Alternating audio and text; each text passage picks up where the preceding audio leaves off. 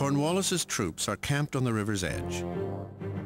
Facing them are the Allied French and American armies. To their rear, de Grasse's fleet.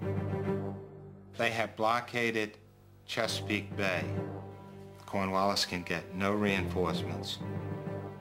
He really can't move around because you can send ships up virtually any river in Virginia and cut him off. So he's penned in there, he can't get out, and the Allies have Chesapeake Bay as a giant super highway to bring men and guns and food and all the other things necessary to fight a battle. This is the moment that Washington has been waiting for. The Allies command 17,000 troops. The British, only 9,000. Washington's troops are ready for action. In the 5 years of the war, they have become the disciplined army he has always wanted. Among the soldiers is a young man who had fought in the first major battle of the Revolution as a raw recruit. Joseph Plum Martin is now a seasoned veteran of numerous campaigns. They told us that we're about to pay a visit to our old friends, the British. Their accommodations are cramped, and I fear that they're not ready to receive so many visitors, but we've come such a long way to see them. We're just not going to be put off by their excuses. Cornwallis sends a dispatch to Clinton, suggesting that he hurry up the reinforcements. Clinton replies that rescue is on the way. 5,000 soldiers are on the King's ships. Joint operations will commence in a few days to relieve you. While they wait, Cornwallis's men furiously dig trenches in preparation for the Allied assault. His black auxiliaries do much of the heavy labor. Working hard in the heat. The works will soon be in a tolerable state of defense. The army is in good health. We have 6 weeks' provisions. The French and Americans prepare for a siege. They dig trenches encircling the town. Rochambeau, an expert at siege warfare, guides the activities. The British soldiers watch with increasing alarm. I try to warn the Earl of the weakness of our defenses. I show him how I can just jump over the earthworks.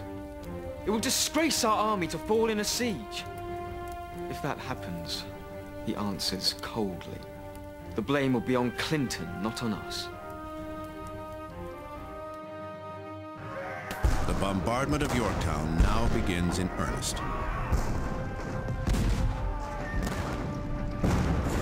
The French cannon pound the British defenses day and night. When the British are weak enough, the Allies advance their lines, bringing the cannon ever closer.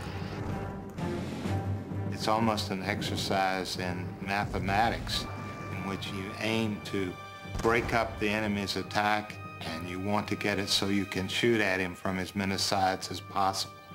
So it's a very structured and formal activity, much like the way that a boa constrictor deals with its victims. They grasp them, weaken them, let up a little, and then grasp them tighter until eventually they have their dinner.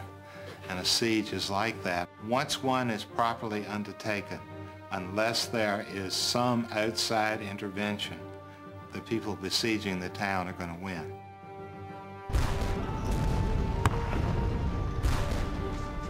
The siege began. It lasted week after week. And as it lasted, Cornwallis's provisions began to grow very short. In order to prevent his horses from starving to death, they had to be slaughtered and thrown into the river. And he did with the African Americans something very similar to what he did with the horses. His men were starving, and they wanted every ounce of food for his men, and so they simply drove them out of the camp. The black auxiliaries are forced into the no man's land between the fighting armies. It's harsh. Our black friends have served our army well, and now we drive them out by force between firing guns. Now they will have to face the reward of their cruel masters. No, I can't talk about what we are doing to them.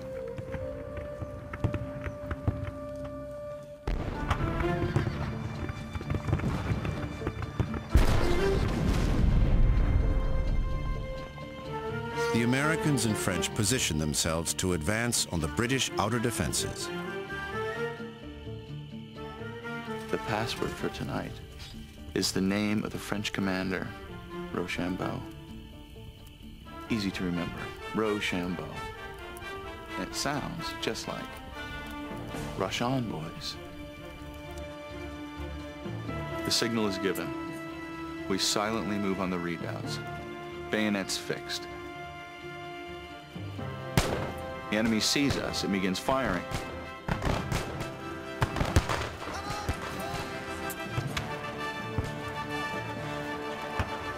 I hear people crying, "The redoubts are ours!" There's no stopping us. In we go. It really is. Rush on, boys!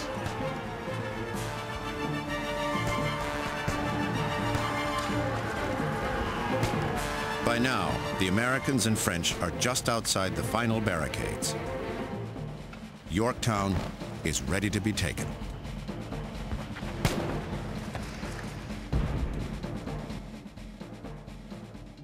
On the 17th of October, 1781, the British send up a flag of truce. Needless to say, the victorious colonials are in a mood to celebrate and to rub in their victory.